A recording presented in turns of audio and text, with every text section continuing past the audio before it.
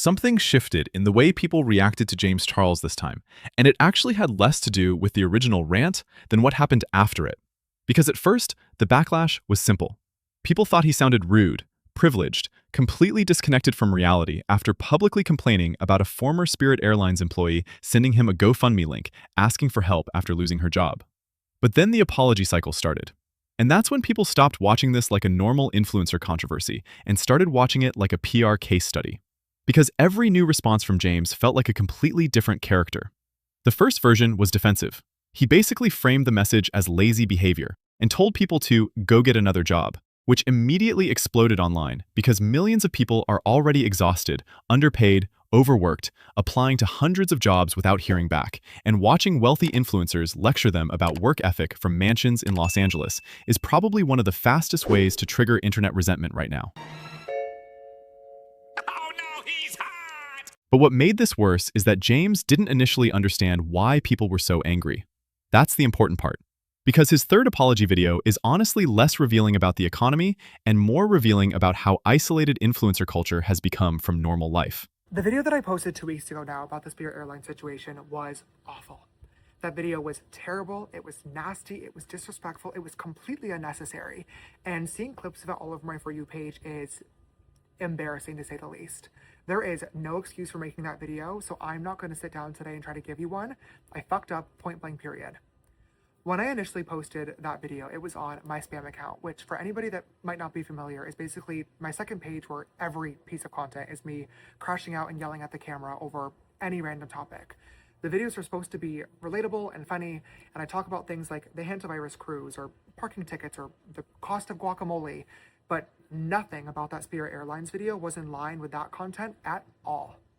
To be completely honest with you, don't know what I was going through that day that led to me or allowed me to be so triggered by an individual one-off message like that. And I really don't know what the hell went through my head to think it was appropriate in any way, shape, or form to make a piece of content about somebody reaching out asking for a helping hand at a vulnerable time. The intention behind that video was not to accuse anybody unemployed of being lazy, and it was also not to accuse any hardworking people of not working hard enough, but that is how the video came across, and I feel fucking terrible for contributing to those narratives. I know that when I post this video today, there will probably be comments of people saying, you know, James, you're only making this response because of the backlash, and I want you to know that is true. When I first posted this video, clearly I didn't see a problem with it. It embarrassingly did take people making videos and me getting hate comments and backlash to actually take a step back, put myself in check, and realize what I said here is not okay, and now I need to educate myself as to why. And that's what I've been working on doing over the last 2 weeks. I uploaded a video on the same spam account apologizing, and since then, a lot of people have reached back out. The original Spirit Airlines employee did end up coming forward, so I was able to send her a private apology and donate to her GoFundMe, as well as several other Spirit Airlines employees that were also affected by the bankruptcy. However, I'm well aware that an apology video and a couple of donations from my couch in LA are not enough. In the initial video, I made a comment of like, welcome to the real world, why don't you just go get another job? And I now realize that that is literally just not possible. I knew that the economy and the job market weren't great, but I'm ashamed to admit my level of ignorance when it came to how bad it actually was. But now I'm definitely more in the loop because the last 2 weeks have been spent having a lot of conversations and listening to people. Whether it was a supporter, a non-supporter, a mean message, a nice message, I have just been reading and taking in as many stories as I possibly can to better understand what it is actually like living in the real world, because clearly I now understand and realize I have been far departed from that for a very fucking long time because of the privileged, secluded little influencer bubble that I have been in. People have shared stories with me about getting laid off, companies filing for bankruptcy. People have told me about wanting to work but not being able to because of disability or medical, or even people applying for hundreds of jobs and never hearing back from recruiters. I've heard people tell me that they have 2, 3, 4 jobs and still can't put food on the table because the cost of living is just that high. And I now realize that most people want to work but quite literally cannot because of circumstances completely out of their control and a system that is working against them every single step of the way. And I feel awful for contributing to the idea that if you're not working overtime, you're not working hard enough, because that should not be the reality that we're all okay with. I know that my job as an influencer is easy as hell, right? I have such a blessed job to be able to make videos online and teach people how to do makeup. Clearly, I have lost touch with the amount of privilege that it is to be able to do this for a living, and I'm really embarrassed by that, and obviously need to come back down to earth and do my best to use my platform for the right reasons. Clearly, I have done not the best job of that in the past, but I can always do a better job in the future, and I want to showcase to you guys that I've heard the backlash, I'm learning, and I want to put my money where my mouth is and hopefully be able to make a long-lasting impact. James literally admitted that it took mass backlash, hate comments, reaction videos, and public humiliation for him to realize how bad the job market actually is. And people latched onto that immediately. Not because accountability is bad, but because viewers started hearing something underneath the apology that James probably didn't intend to communicate. The line that really stuck with people was when he admitted, "Yeah, I only understood this after I got canceled." Thank you! That completely changed how audiences interpreted the situation. Because now the apology wasn't just, "I made a mistake." It became, "I didn't develop empathy until my reputation was affected." Wait a damn minute. And whether that's fair or not, that is exactly how the internet interpreted it. What's fascinating is that James actually says almost everything correctly in this third apology. He acknowledges privilege. He admits he's disconnected from reality. He talks about listening instead of reacting. He mentions layoffs, disability, inflation, people working multiple jobs and still struggling financially. On paper, it sounds like the exact kind of apology the internet usually demands. But people still didn't trust it. And that's where this gets psychologically interesting. Because audiences today are extremely fluent in influencer apology language. They've seen the formula too many times. First comes defensiveness, then backlash, then emotional self-awareness, then I'm learning, then I want to use my platform for good, then philanthropy. And James hit almost every stage of that progression in real time. That's why the third apology actually made some viewers more suspicious instead of less suspicious. Not because it was necessarily fake, but because it felt optimized. Then the situation escalated again when James announced the Painted Project, which he described as a new charitable organization he's funding with an initial personal contribution of $250,000. Now, objectively, donating that amount of money sounds significant. But the internet immediately focused on two details that completely changed the conversation. Today, I'm going to be launching the Painted Project. This is a brand new organization that I'm working on building with my team with an initial personal contribution of $250,000. Every single cent of that is going to go directly towards helping people in need that have been affected by a crisis. Now, I will be transparent and say that launching something like this is not fast and it's not easy. It's fine. It's going to be a multi-year thing that I'm really looking forward to putting my all into. But we're starting off with 3 initial launch phases. The first phase that is going to be starting next week on paintedproject.org is going to be initial emergency relief funding. This means direct cash support and resources towards people that have been fucked over by circumstances completely out of their control, and hopefully being able to help out those individuals to get back up on their feet, working again so they can put food on the table for themselves and their families. The second phase of this is going to be working with local organizations that are actually on the ground to make sure that once those people are back up working again in the workforce, they're able to stay in those career paths to continue being successful and growing. The third step, which is going to be a little bit further down the line, but I'm very excited about, is going to be providing scholarships and tuitions towards creative education programs. This platform and job has changed my life and my family's life forever, and I know that there's a lot of people out there that would love to be able to work in creative industries, but can't because of roadblocks that are out of their control. I would love to be able to fully fund and sponsor tuitions and scholarships to hopefully make the jump into these creative fields a little bit easier. Now, I definitely have more ideas of future phases that I would love to be able to bring to life for the Painted Project, but for right now, these are just the first 3 that we are working on, and you can currently log on to paintedproject.org to learn more about our game plan and our timeline of how we're going to bring these to life, and I look forward to keeping you guys posted with more updates and information as soon as I have them.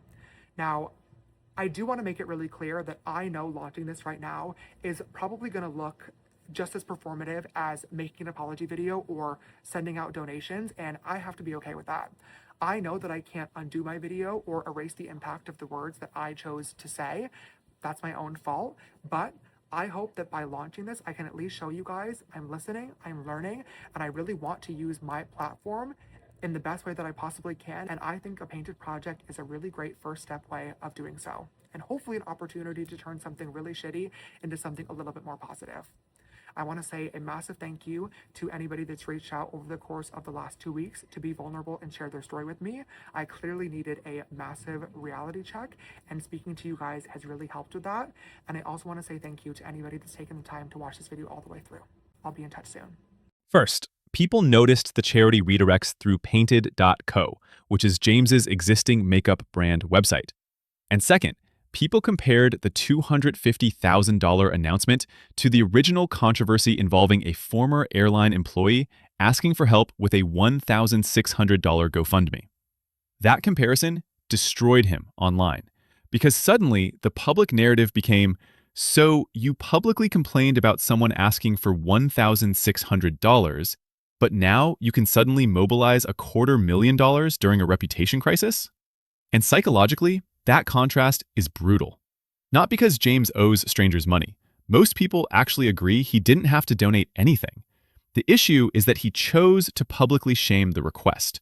That's the part audiences couldn't get past. We should not be begging the public for shit. We should be giving the public Yeah, he's online. He's asking for a new employee and a new hire and like, whatever, I guess. If that's really how you want to do your casting calls for your next employee, like, I don't have too much to say about that. But my problem with his ask for his next hire was that he said to email him 3 of your most creative ideas for him. And yes, he said in his TikTok that they would get paid if he chose them. But how many ideas were just skimmed through, taken into your consciousness, and not paid for? How many ideas were just read and absorbed, and now you are just going to use them for free? And now I guess to just comment on his TikTok and the actual Spirit Airlines of it all, I want to talk about a different kind of spirit. I want to talk about mean spirit. I want to talk about being mean-spirited. Like, the first thing that I felt like really was the most jarring to me was how genuinely mean he was being in the TikTok. And there's something just so,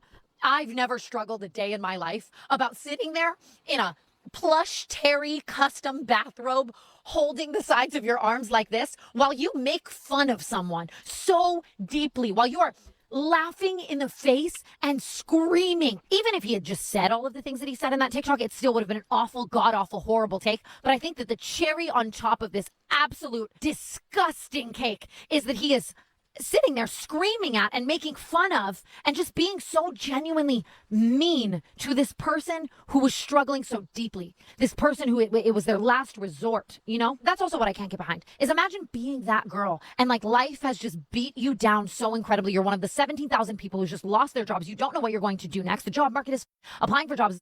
And now Jimmy Chuck is online just making fun of you. Like, how could you not feel like you know, she's not just a number. She's not just a CPU bot. She's going to see that you are evil, I guess, is where my head goes. And now I'm going to say something. And I don't want to be giving Marilyn Manson right now, removing my own ribs to suck the fart out of my own ass, okay? That's not what I'm trying to do.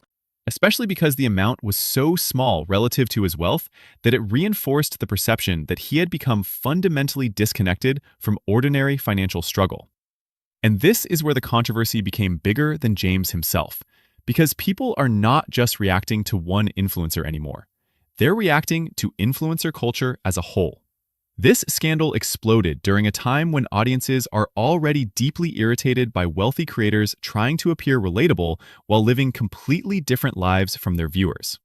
So when James said, "Welcome to the real world," people almost interpreted it as accidental comedy, because viewers were sitting there thinking, you aren't in the real world anymore. That's why this backlash feels different from his older controversies. His past scandals were internet scandals. This one triggered class resentment. And once that happens, apologies become much harder to control because the creator stops representing just themselves. They become symbolic. James accidentally became a symbol of influencer detachment during one of the worst economic periods for young audiences in years. Which also explains why people became hyper-fixated on whether the charity itself was genuine or strategic, because the timing created a motive problem. If James had quietly donated money behind the scenes, the story probably dies faster. But launching an organized initiative connected to his existing brand ecosystem during an active cancellation cycle made people question whether this was philanthropy or reputation rehabilitation. And honestly, the reality is probably more complicated than either extreme, because two things can be true at once. James may genuinely feel embarrassed. He may genuinely want to help people.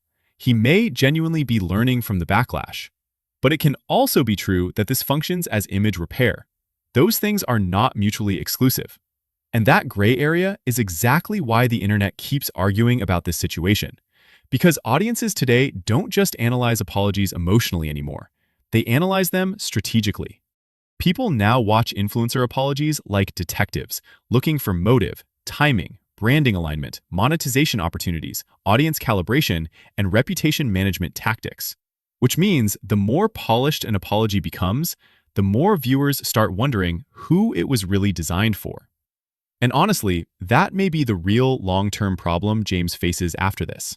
Not the original rant, distrust.